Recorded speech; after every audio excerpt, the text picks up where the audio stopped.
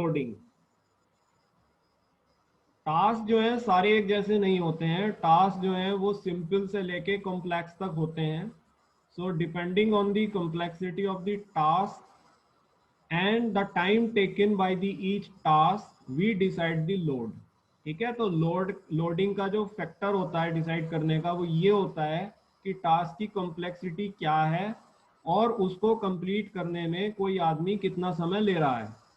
तो उसके आधार पर एक मशीन का जो लोड है वो डिसाइड किया जाता है, और जो उस मशीन को ऑपरेट कर रहा है ऑपरेटर, उसका भी लोड उसी के अकॉर्डिंग बनता है, राइट। क्योंकि ओवरऑल एफिशिएंसी चाहिए, maximum output at minimum time. So task on the basis of their complexities and on the basis of their time which they are consuming, we decide the load of a machine and the operator operating on that machine. This is known as loading.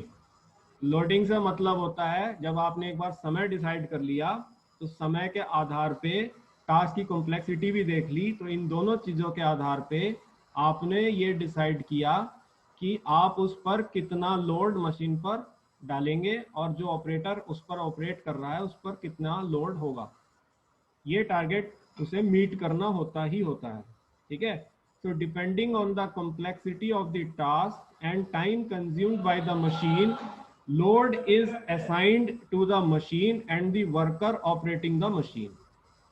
This is known as the third step of production planning which is loading. तो बेटा production planning के ये 3 step होते हैं: routing, scheduling, loading.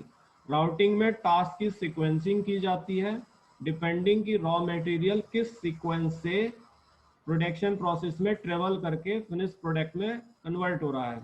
Scheduling में हर task का time जो है वो हम फिक्स कर देते हैं कि इतने टाइम में ये टास्क हो रहा है, और उसके आधार पे पूरे प्रोडक्शन प्रोसेस का हम टाइम निकाल लेते हैं कि कितने टाइम पूरा प्रोडक्शन प्रोसेस हो रहा है, that is scheduling.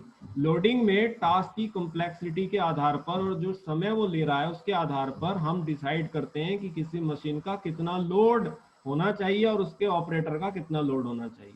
This is known as loading. ये हो गया प्रोडक्शन प्लानिंग। नाउ